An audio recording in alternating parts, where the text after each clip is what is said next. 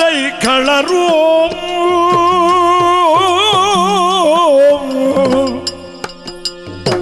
ಉದುರಲೇನಿಗೆ ಬಂದರೈ ಕಳರು ಸುಂದೋಪಾಸುಂದರು ಅಸುರರುಳುವೆ ಕಳದ ಬಲಯುದರು ಸುಂದೋಪಾಸುಂದರು ಅಸುರರುಳುವೆ ಕಳದ ಬಲಯುದರು ಬಿಸಜ ಪೀಠನು ಒಸೆದು ನೀಡಿಗ ಹೊಸ ವರದಿ ಕಳರಸಮ ಬಲರು ಒಸೆದು ನೀಡಿಯ ಹೊಸ ವರದಿ ಕಳರಸಮ ಬಲರು ಯಜಮೌರ್ಯದಿ ದೆಸೆಗೆಡಿಸುತ್ತ ತ್ರಿದಜರ ಸ್ವರ್ಗವ ವಶವಗೈದರು ಉದುರಲೇನಿದೆ ಬಂದರೈ ಕಳರು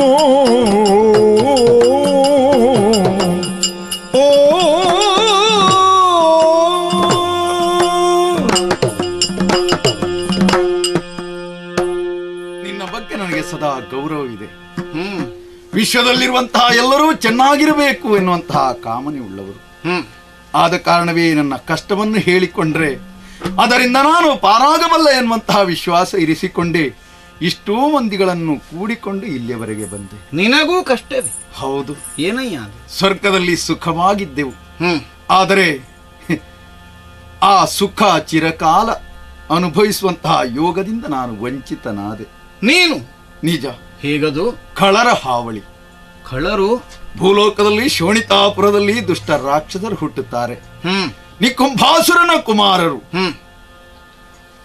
ಒಬ್ಬನಲ್ಲ, ಇಬ್ಬರು.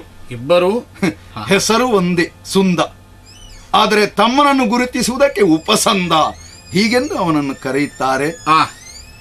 ಸ್ವರ್ಗದ ಹಂಬಲದಿಂದ ದುಷ್ಟ ರಾಕ್ಷಸರನ್ನು ಕೂಡಿಕೊಂಡು ಬಂದರು. ಏನೋ ಸಾಮಾನ್ಯರಿರಬಹುದು ಹೀಗೆಂದು ತಿಳಿದು ನಾವು ಯುದ್ಧಕ್ಕೆ ಹೋದೆವು. ಆದರೆ ಸೋತ ಮೇಲೆ ಸತ್ಯ ನಮಗೆ ತಿಳಿಯಿತು. ಬ್ರಹ್ಮದೇವರನ್ನು ತಪಸ್ಸಿನ ಮೂಲಕ ಮೆಚ್ಚಿಸಿ ವರವನ್ನು ಪಡೆದಿದ್ದಾರಂತೆ.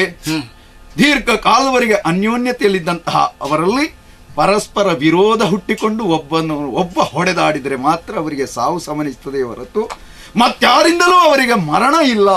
ಇನ್ನೊಬ್ಬರಿಂದ ಮರಣವೇ ಇಲ್ಲ. ಹೌದು, ಮರಣವನ್ನು ತಾವು ಗೆದ್ದಿದ್ದೇವೆ.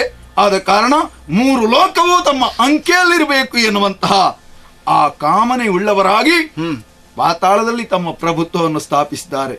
ಭೂಲೋಕದಲ್ಲೆಡೆಯಲ್ಲಿಯೂ ತಮ್ಮದೇ ಆದಂತಹ ಕೀರ್ತಿ ಡಿಂಡಿಮ ಮೊಳಗುವಂತೆ ಎಸಗಿದ್ದಾರೆ. ಸದ್ಯ 4 ಲೋಕಕ್ಕೂ ಬಂದು ಯುದ್ಧದಲ್ಲಿ ನಮ್ಮನ್ನು ಪರಾಜಿತರನ್ನಾಗಿಸಿ ಅಲ್ಲಿಯೂ ತಮ್ಮ ಅಧಿಕಾರವನ್ನು ಮೆರೆಸ್ತಾ ಇದ್ದಾರೆ.